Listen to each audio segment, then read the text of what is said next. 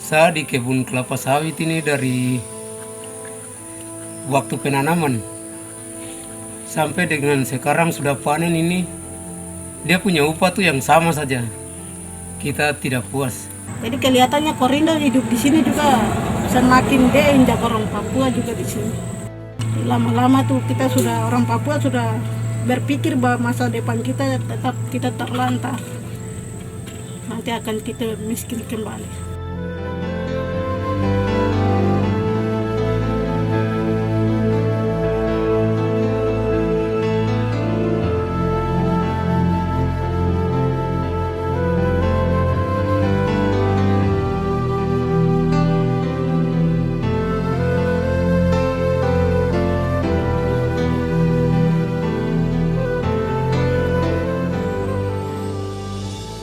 Dulu sebelum perkebunan kelapa sawit masuk ini, di sini kita punya tempat berburu, tempat cari makan. Sampai ketika perusahaan masuk di sini, katanya dengan adanya perusahaan ini masyarakat di sini nanti disejahterakan begitu. Padahal sampai sekarang ini kita lebih menderita lagi. Terlantar begitu saja.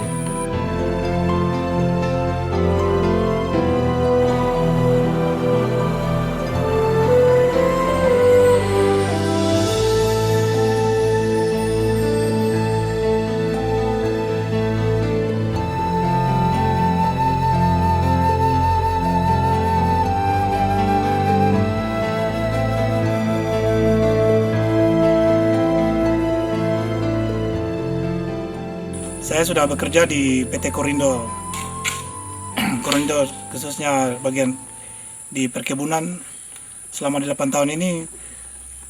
Saya lihat dampak dari keuntungan bagi kita masyarakat Papua yang ada di perkebunan ini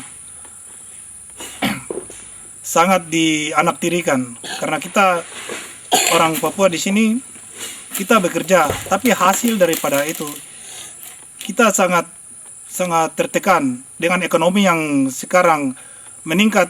Perusahaan bukannya dia membantu untuk meningkatkan perekonomian kita, tapi malah harga dan upah yang kita dapat tidak sewajarnya.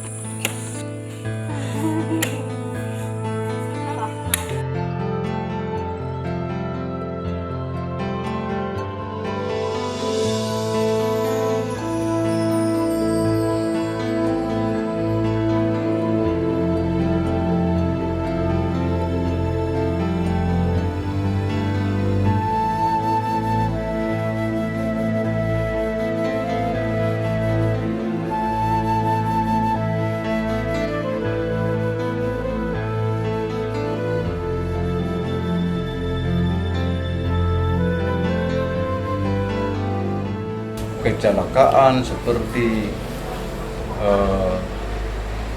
sementara bekerja mungkin jatuh di atas mobil apa sampai korban nyawa, itu hanya diberikan santuan, hanya ya begitu ala kadarnya begitu.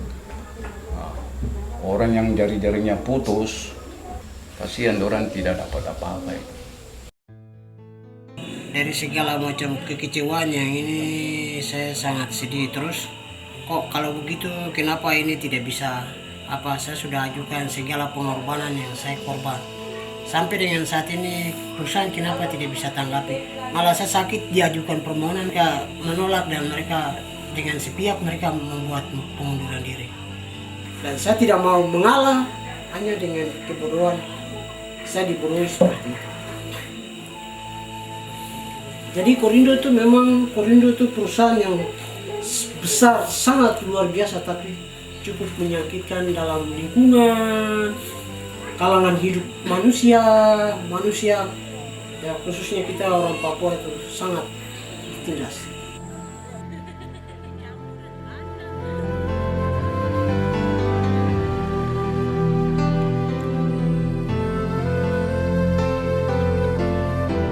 Juga di sini juga Korindo menyediakan klinik, tetapi klinik pun juga tidak memadai.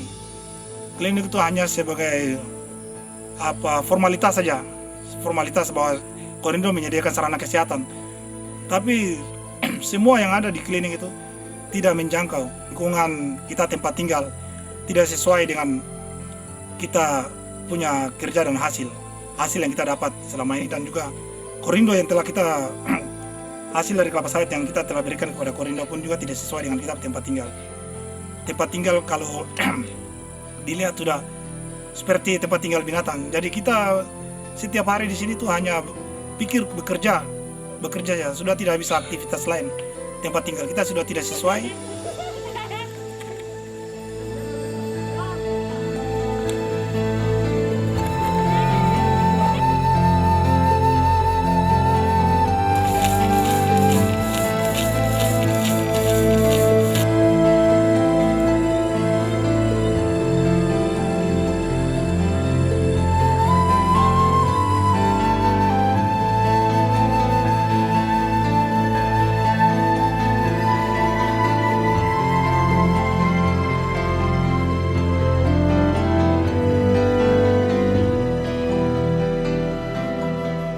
Kita merasa, kita khususnya orang Putrajaya sini, kita merasa dengan keberadaan perusahaan di sini ini sedikit sekali dia membantu kami khususnya orang Putrajaya di sini. Banyak yang datang lamar tidak diterima. Mereka tidak pakai skala prioritas dalam penerimaan ini. Mereka pakai sistem saudara. Mr. Lee bilang, ya orang Putrajaya ya, bawa mobil mabuk-mabuk. Oh, orang pendatang. Kenapa? Dia bilang, orang Jawa bawa mobil, kasih terbalik mobil, datang lamar kerja bisa diterima. Kenapa orang Putrajaya yang cuma satu orang tidak pernah kasih rusak mobil?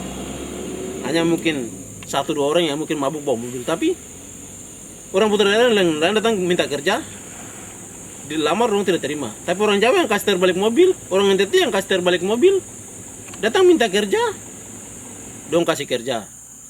Ini apa istimewa orang?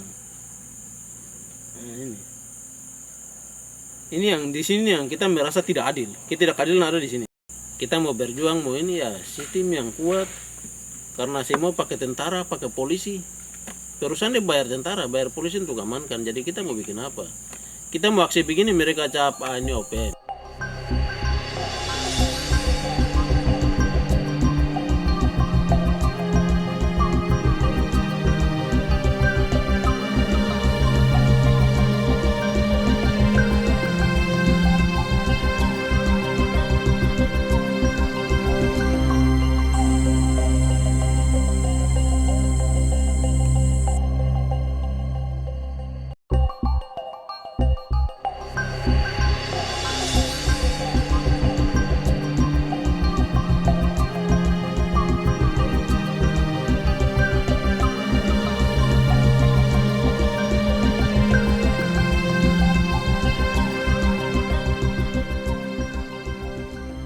Saya serahkan sama yang kuasa di atas. Saya selalu berdoa semoga Tuhan melihat nasib saya.